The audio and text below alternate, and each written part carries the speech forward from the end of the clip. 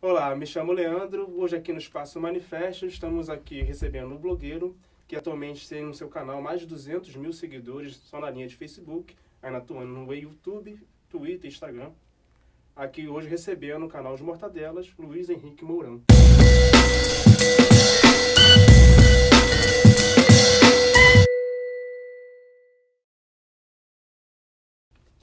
Prazer, Sou eu. Luiz. Obrigado muito Beleza, pela cara? visita. Obrigado aí pelo convite. Pois não, o Luiz, me diga como que começou a questão, o início dos Mortadelas, que começou num grupo de WhatsApp. Isso? Então, o começo foi, cara, foi basicamente, a gente tinha um grupo de amigos ali que ficava trocando ideia sobre a eleição, né, de 2014, da Dilma, não sei o que, a gente ficava trocando aquela ideia, e a gente cada um tinha um grupo de WhatsApp, aí a gente falou, cara, vamos fazer um grupo ali só pra organizar, porque a gente às vezes falava em grupo que o pessoal não tava querendo falar de política, aí ficava, vocês estão falando de política, não sei o que, quer falar de futebol. Aí a gente, não, beleza, vamos fazer um grupinho aqui, a gente montou um grupo com 6 ali pessoas pra gente trocar ideia sobre as eleições. E dali, quando acabaram as eleições, a gente chegou até a criar uma página. Criar uma página lá, de olho no Congresso, uma página muito ruim lá, uma visual coxinha e tal. E aí durou um pouquinho de tempo, aí a gente, a página tá ruim, vamos deletar. E aí deletamos a página. E um outro amigo desse grupo falou, cara, vamos fazer outra página, né? Porque todo mundo ali já fazia esse negócio de ficar postando nos seus próprios perfis o dia inteiro sobre política, né? Eu até reclamava, faz um blog logo, né? Ficar falando o dia inteiro de política, não sei o quê. Aí a gente falou assim, a gente já faz isso no nosso perfil, vamos fazer uma página só, que aí todo mundo vai e joga os conteúdos que a gente faz na nossa página, que a gente tiver ali. E aí criamos, e eu falei, não, agora tem que fazer um negócio diferente, né? Vamos botar um nome nada a ver, vamos botar uma coisa diferente, vamos botar política no Facebook, ninguém vai querer saber o que é. E aí eu pensei assim, tem o cafezinho, tem não sei o que, o soldadinho de chumbo, não sei o que lá. Aí falou, cara, vamos botar um nome assim que não queira dizer muita coisa e as pessoas entrem por curiosidade. E na época eu era muito idiota, eu ficava debatendo no G1, na Folha e tal, eu ficava lá nos comentários debatendo com os coxinhas. E aí os caras começaram a me chamar de Mortadela, porque não sei se você sabe aquela história que o MST fez uma manifestação acho que em 2013, 2014, e aí vazou aquele negócio que os caras receberam lá, pão com mortadela. Porque, é movimento social, então, cara, todo mundo vai, tem ônibus, tem lanche, né? Os caras recebiam R$ 30 pra passar o dia na rua, né? Pra comer e tal, e tinha um lanchinho lá que era pão com mortadela, e aí virou sinônimo de militante pago. Então, assim, você só vai pra ganhar os R$ 30 e o pão com mortadela. E os caras começaram a me xingar disso. Eu falei, que os caras estão falando isso? Aí que eu me liguei.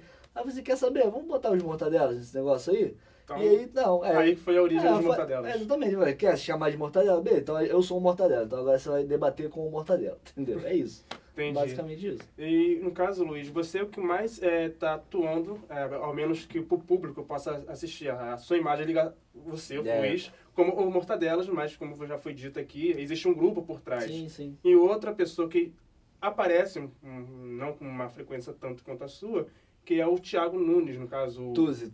Isso. Me explica um pouco como funciona a estrutura, a dinâmica coisa, né? desse grupo, como que trabalha. Cara, é basicamente a mesma coisa que a gente tem feito desde o início. A gente tem um grupo no WhatsApp, aí a gente criou um grupo secreto no Facebook para jogar os links, né? Então a gente vê a notícia lá o dia todo e vai jogando naquele grupo. Dali a gente faz a filtragem pro que vai pra página. Mas também às vezes, aparece uma imagem, alguma coisa, joga no WhatsApp, do WhatsApp você já, joga na página. Então a dinâmica ela é muito fluida, muito tranquila. É mais um grupo lá de WhatsApp que a gente fica trocando ideia. Às vezes a gente fica fazendo debates intermináveis lá. A gente sai no pau também, porque cada um tem a sua linha, né? Isso. Todo mundo tem a linha de esquerda, mas ali tem uns que são uma é mais marxista, outra é mais uma linha mais pós-moderna, nem tanto e tal. Enfim, cada um tem a sua visão de mundo particular. Mas a gente converge nos principais pontos, né? Que são basicamente aí o que a esquerda deveria se preocupar mais, né? Defesa dos direitos dos trabalhadores contra o capital, porque é o que a gente fala sempre, sempre, sempre, a gente vai continuar falando. Não tem jeito. No final das contas, é luta de classes. Tem muita explicação, né? Pós-modernismo, não sei o que lá, tem a questão das lutas feministas, racial, etc. Mas como a gente, aí é uma coisa que acusa muita gente. Vocês não tem negro, vocês não tem gay, vocês não tem mulher na página. Ok, então a gente não vai falar em nome dessa galera. A gente vai apoiar o movimento deles. Então, mas a gente não vai pautar, nem tentar, tipo, falar em nome deles, porque a gente não pode. A gente entende que existe, sim, a questão do lugar de fala e que a gente não pode invadir, né, um lugar de fala que não nos pertence. Mas a gente vai apoiar as causas porque a gente reconhece a importância. Então, o nosso foco, basicamente, é na questão de luta de classes. Então, assim, a gente está vendo aí essas reformas, a PEC, reforma da Previdência e tal. Cara, o que é isso se não rico contra pobre? A gente está numa crise, tem pouco dinheiro. Aí você é o rico, eu sou o pobre. Aí você não vai querer pagar, né? Eu também não quero pagar. Mas aí quem tem mais força nessa relação de força é você, porque você é rico, você tem os meios de comunicação, você tem o governo no seu bolso, você tem juiz, você tem uma galera que tem poder. Então quem tem poder nessa história é você, não é o pobre, né?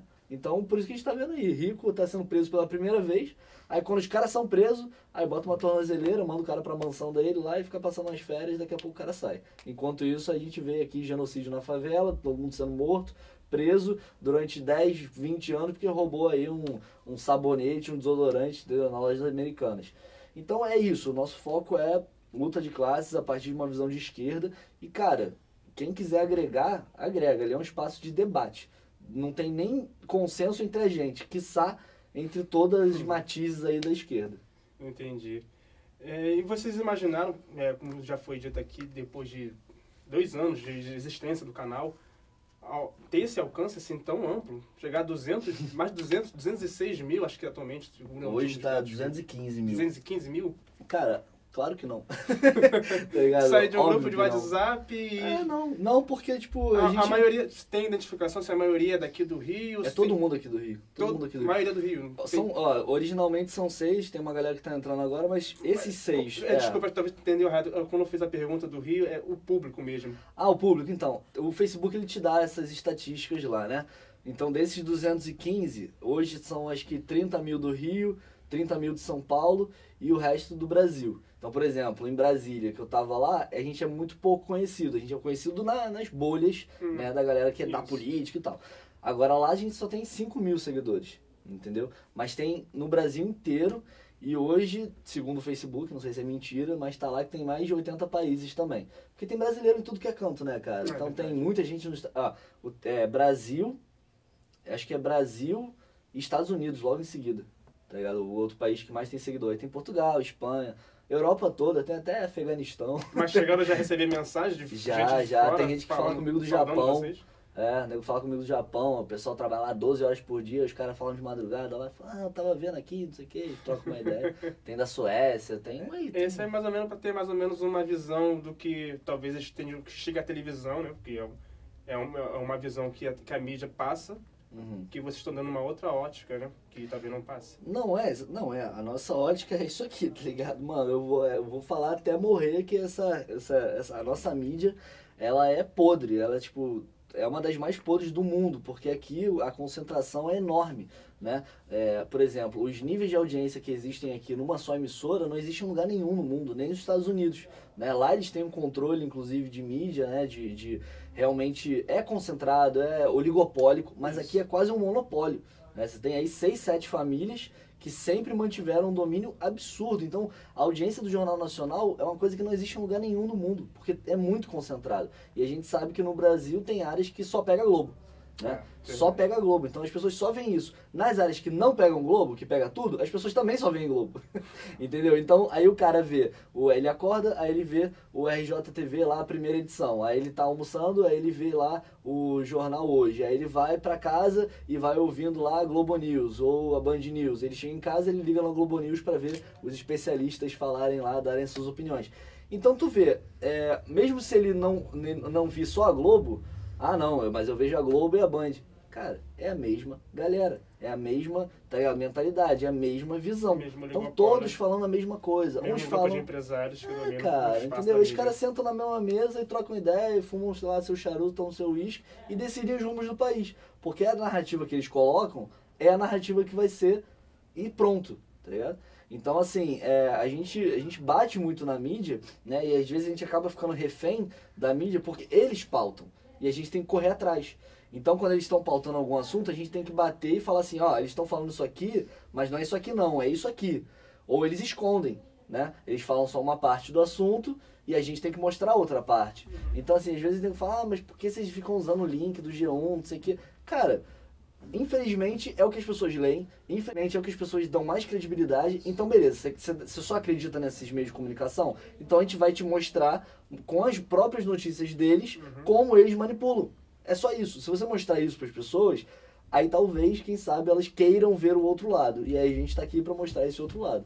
Não, entendeu? Mas a gente tem que fazer essa ponte. Não adianta só a gente ficar falando que a Globo é golpista, não sei o quê. Cara, você tem que explicar por que é. Por que a Globo é golpista, que interesse eles defendem. Você tem que contar a história da emissora, como é que ela foi criada, como é que ela se fortaleceu durante a ditadura, quais as relações que ela tem diretamente com o poder. Aí sim você começa a entender. Porque se você falar assim, se eu falar pra minha avó, a Globo é golpista, ela vai olhar pra minha cara e vai falar, e daí? Tá ligado? O que é golpista?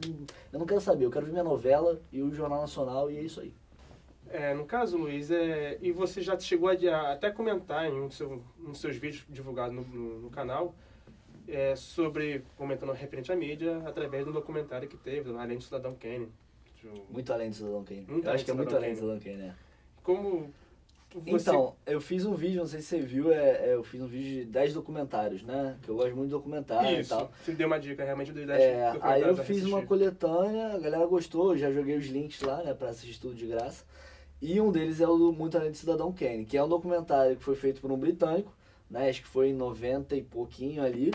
E ele veio aqui pro Brasil pra fazer um raio-x da Globo, né? Contar a história da Globo, falar. Ele falou inclusive com o diretor, que eu esqueci o nome, mas antes do Boni era um outro diretor, Walter Clark, né? Que era o cara da Globo. E ele fala nesse documentário e esculacha a Globo e conta toda essa história da relação da Globo com o poder, né? E aí tem uma história interessante que a Record, não sei se você lembra, foi em 2000 e pouco, começou uma briga entre a Record e a Globo, porque a Globo fez uma matéria falando dos pastores que estavam roubando, não sei o que lá, né? E botou lá 10 minutos e pá.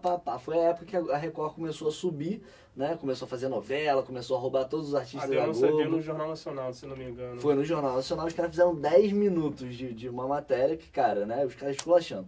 E as outras emissoras fizeram 2, 3, só pra dar a notícia. A Record no dia seguinte veio que nem cachorro louco pra cima da Globo, falando, aí contou a história da Globo, né?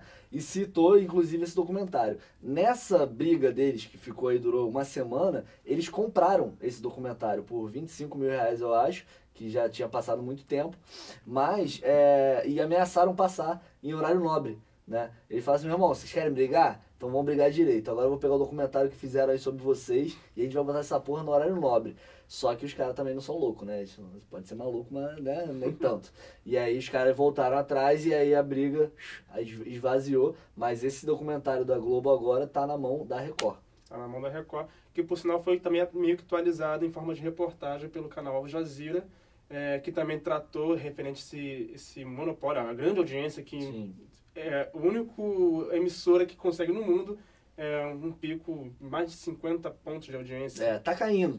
Se você for olhar, a Globo, como diz o Paulo Henrique Amorim, a Globo vai morrer gorda.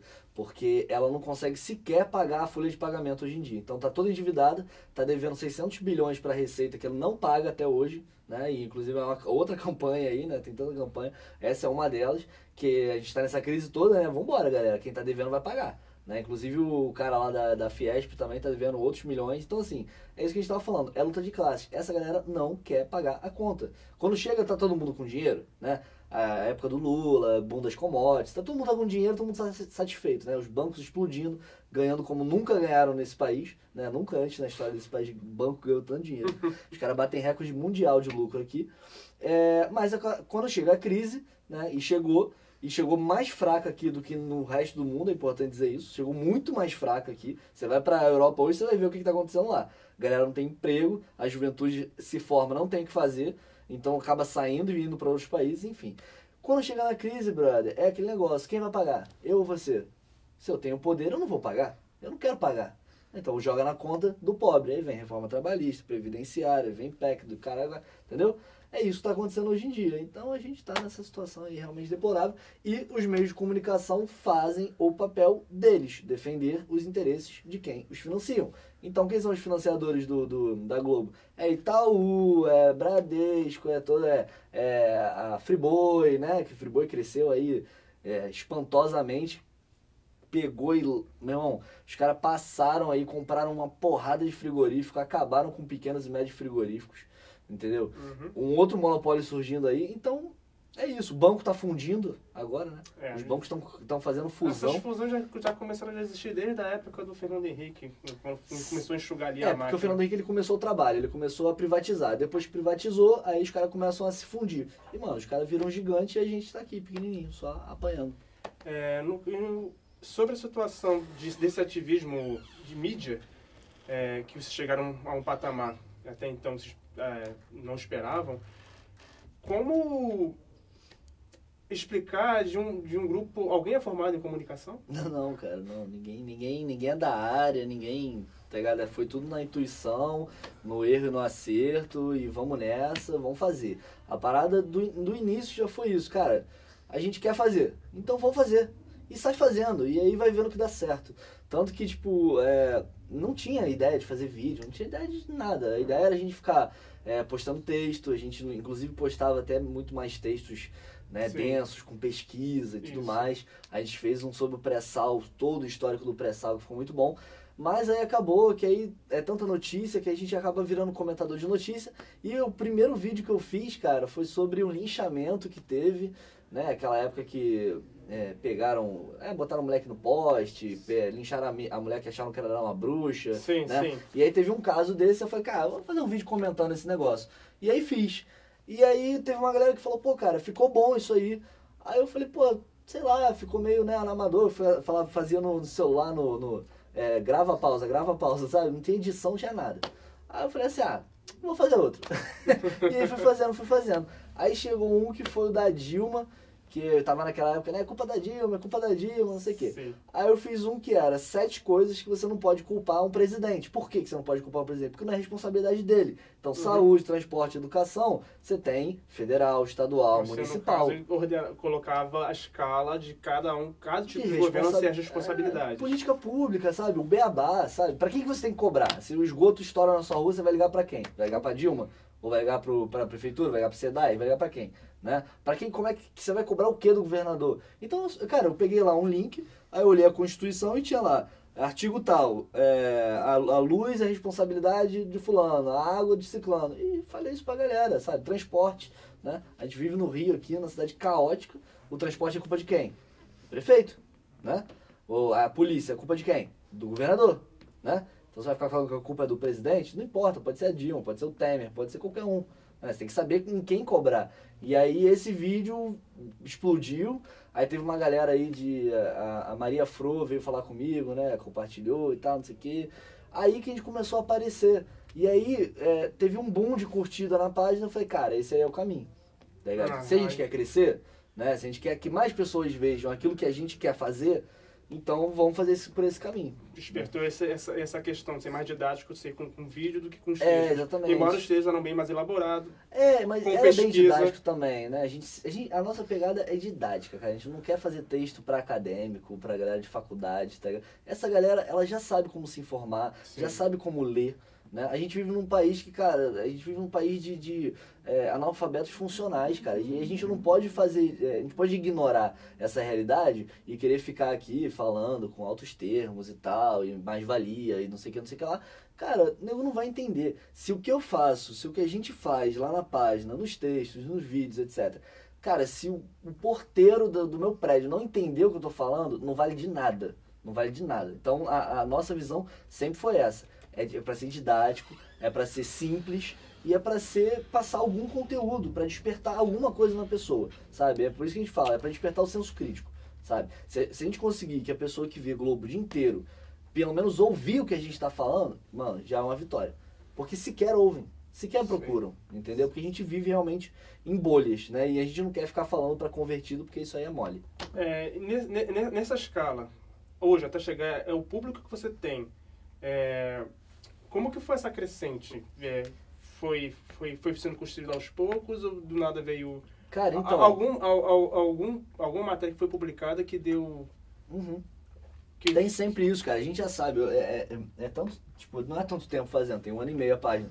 Mas, tipo assim, de tanto fazer, você já sabe quando tu vai postar, quantos quantas curtidas vai dar, quantos compartilhamentos vão dar, o tipo de conteúdo que você posta, se vai bombar ou não vai, tu já mapeia, já vira instintivo. Então a gente viu que vídeo era uma parada que basicamente sempre dava certo. Entendeu? Então, por exemplo, quando a gente fez lá o vídeo sobre... A procura é maior, né? Porque, cara, eu prefiro ver um vídeo do que ler um texto, saca? E não quer dizer que eu não leia, mas, porra, entre um e outro eu prefiro ver um documentário do que ler um livro. Porque em 1h30 eu pego o mesmo conteúdo que eu teria no livro. Obviamente não tanto aprofundado, né? Também não vou ficar fazendo um discurso aqui de, tipo, não precisa ler. Não é isso. Mas, cara, a gente vive numa vida corrida, as pessoas trabalham, as pessoas estudam, as pessoas passam 8 horas do dia delas, tá ligado? Ganhando o pão.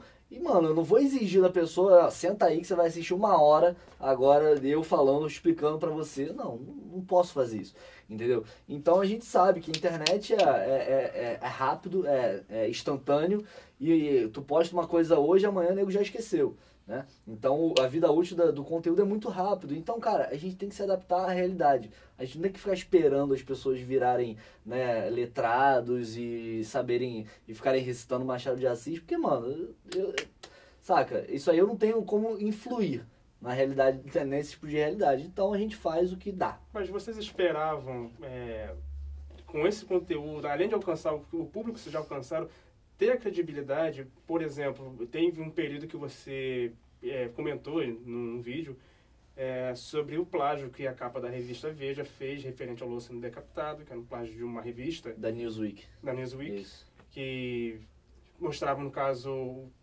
Gaddafi sendo decapitado. Eles pegaram ali, pegaram aquela capa, né? Faz a pergunta, cara, desculpa. Não, mas a questão é mesmo essa. Você fez um vídeo sobre esse plágio que houve. Sim. E, de certa maneira, o Fernando Moraes, ele, no caso, republicou isso na página dele, que tem também um bloco Nocaute. Um outro vídeo também que fez muito sucesso, se eu não me engano, tem maior visualização de vocês, é o do que você faz a biografia do Bolsonaro, da RMC Bolsonaro. E, no caso, também o Marcelo Freixo chegou também a comentar, não sei se também, de certa maneira, republicar também. Sim. Aí foi realmente, deve ter caiu a ficha. Cara, até hoje não caiu. O alcance foi de chegar em pessoas que têm uma credibilidade. Eu não sei, cara, porque a gente não tem como saber em quem tá chegando, certo? O Facebook, ele já tem um algoritmo que ele cria bolhas. Então, o que aparece no seu feed são coisas já que você tá predisposto a concordar. E isso é aberto, né? Eles explicaram como é que funciona. Então, cara, o nosso desafio é furar a bolha. Furar a bolha é muito difícil. Porque você tem que fazer um conteúdo que saia daquele seu grupinho que já concorda com você, que não me interessa. Eu não me interesso de conversar com pessoa que concorda comigo. Eu quero conversar com quem discorda. Tá certo? Então, mas foi uma boa oportunidade quando você fez o vídeo da biografia do Bolsonaro. Né? Exato, mas eu sabia, cara. Eu tava fazendo esse vídeo há muito tempo. Eu tava adiando, porque eu falei, cara, na hora que eu postar isso, vai vir esses bolsominions, vão ficar enchendo o saco aqui na página, vão tentar derrubar a página. E derrubaram, tá ligado? A gente já foi derrubado 4 vezes por esses caras. Pode tentar de novo que a gente vai voltar, não tem problema. Cara, entendeu? Então, assim, quando eu postei o vídeo, cara, sério, eu passei bastante tempo pesquisando pra ver, pegar as fontes. Cara, você pode ir lá, botei todas as fontes. É tudo lá, é G1, né? As fontes que as pessoas confiam. É G1, é R7, são os principais portais da grande mídia. Você também chegou a pegar uma matéria da Veja, que também, por sinal, eles foram bem... Eles criticaram bastante. Sim, pois é, mas o cara foi, vou fazer o quê? O cara foi processado, eu vou fazer o quê, mano? Tá ligado? Não fui eu que planejei tacar bomba no quartel, né? Não fui eu que queria pagar uma de terrorista pra melhorar meu salário. E foi com isso que ele conseguiu, inclusive, né, entrar na vida política, isso lá eu explico no vídeo. Só que aí esse vídeo teve, sei lá, 25 mil compartilhamentos, quase 2 milhões de visualizações. Eu não sei se essa galera que viu é todo mundo de esquerda, se a maioria é de direita e aí passou a conhecer. A gente sabe que é porque eles vieram em massa. E aí atacaram a página, não sei o que lá, não sei lá. Mas a gente não sabe. Então, assim, o nosso desafio é furar essa bolha. Mas é muito difícil. Muito, muito, muito. Tem que ser só um conteúdo, assim, que realmente exploda. Então, assim, pelo menos nesses, a gente consegue furar a bolha e aí a gente aparece. Aí aparece pra galera que discorda da gente, eles já sabem que a gente existe. E aí, às vezes, eles vão lá e ficam lá. Você pode entrar lá e ficar lá o dia, todo dia. Eu já conheço por nome. A gente conhece por nome. Sempre os mesmos? É a mesma galera. A gente debate com eles, a gente discute, a gente mostra, só que não adianta, cara, parece que... Tudo no ambiente democrático. Sim, claro, pô, pode entrar lá, só não pode entrar xingando, só não pode entrar, entendeu? Postando apologia à tortura, como uma porrada veio fazer, né? Postar foto de tortura. Mano, isso aí vai ser banido na hora. E não tem conversa, tá ligado? Porque se você quiser conversar, a gente vai conversar. Agora, se vier com xingamento e etc, mano... Um abraço, procura outro lugar, tá ligado? Vai pro MBL, vai pro Revoltados Online. Mano, procura outro lugar. A página não é pra isso. Inclusive as próprias pessoas falam, pô, cara, não deixa essa galera aqui não, porque isso aqui é um espaço de debate. Entendeu? Fica flodando lá o negócio e não tem debate nenhum.